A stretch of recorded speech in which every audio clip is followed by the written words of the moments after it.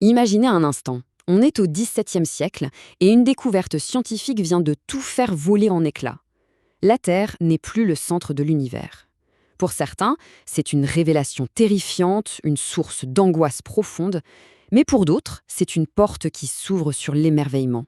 On va plonger ensemble dans un texte absolument fascinant qui a réussi à transformer cette peur en pure poésie. Face à cette même révolution astronomique, deux des plus grands esprits de l'époque vont avoir des réactions, c'est le jour et la nuit. D'un côté, on a le philosophe Blaise Pascal qui ressent une peur quasi existentielle. Et de l'autre, l'écrivain Bernard Le Bovier de Fontenelle qui, lui, y voit une source de joie et même de libération. Ces mots de Pascal, ils sont forts, non? Ils capturent à la perfection l'anxiété de toute une époque. L'idée d'un cosmos infini, silencieux, indifférent, ça crée un sentiment de perte, d'insignification totale. Et c'est justement cette angoisse-là que Fontenelle va chercher à apaiser. Pas en niant l'infini, non, mais en lui redonnant de la magie, en le réenchantant. Alors, comment il s'y prend, Fontenelle?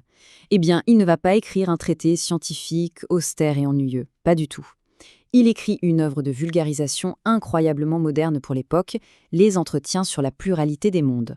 Et il met en scène quoi? Une conversation galante entre un philosophe et une marquise, très curieuse, qui se promènent dans un jardin au clair de lune. L'objectif de Fontenelle, il est limpide. Il veut prendre par la main ses lecteurs, qui sont représentés par cette marquise, et les guider à travers ces concepts qui font si peur. L'idée, c'est de rendre la science non seulement compréhensible, mais aussi désirable, presque poétique. Bref, de la débarrasser de tout ce qui la rend angoissante. On en arrive maintenant au cœur de leur dialogue. C'est un moment absolument clé, où la marquise, juste par la force de sa propre raison, va formuler une théorie vertigineuse. Le philosophe, lui, ne fait que la guider, très subtilement. Analysons un peu sa logique, c'est brillant. C'est un raisonnement par analogie, un syllogisme parfait. Étape 1, elle constate que les étoiles fixes ressemblent à des soleils. Étape 2, elle sait que notre soleil est au centre d'un système. Étape 3, la conclusion logique. Si les étoiles sont des soleils, alors elles doivent, elles aussi, avoir leur propre planète. C'est elle qui fait ce pas décisif, pas le philosophe. C'est elle qui formule l'hypothèse de la pluralité des mondes. Et là, la réponse du philosophe est juste géniale. Au lieu de dire un simple « oui, c'est ça », il cite une célèbre tragédie de Racine. Dans la pièce, cette réplique sert à Phèdre pour avouer un amour secret et coupable. En utilisant cette référence, le philosophe dit avec beaucoup d'humour que la marquise vient de mettre le doigt sur un terrible secret de l'univers. C'est très malin.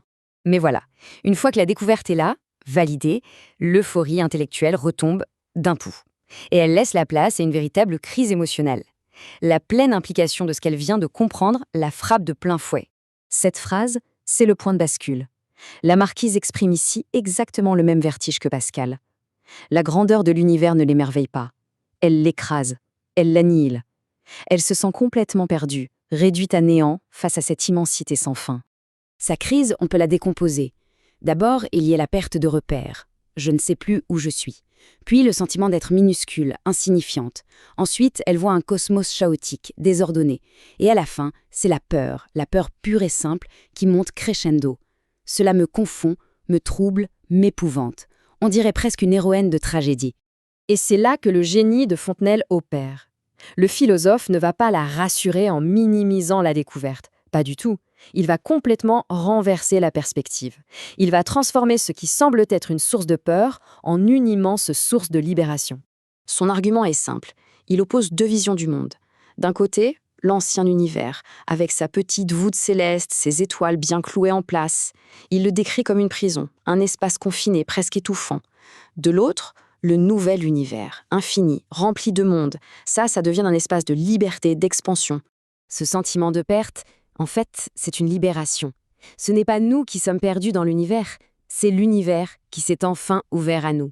La peur ne vient que de l'habitude d'avoir été enfermé pendant si longtemps. C'est un changement de perspective radical. Cette métaphore de la respiration est juste magnifique. Pour le philosophe, l'infini n'est pas un vide effrayant. C'est un plus grand air, une bouffée d'oxygène pour l'esprit. C'est une sensation presque physique d'euphorie, de soulagement. C'est l'exact opposé de l'oppression que ressentait la marquise. Et voilà, en quelques répliques, le philosophe a bouclé le voyage émotionnel. Il a transformé le vertige en émerveillement. Comment? En faisant l'éloge poétique de la magnificence et de la profusion de richesse d'une nature incroyablement généreuse.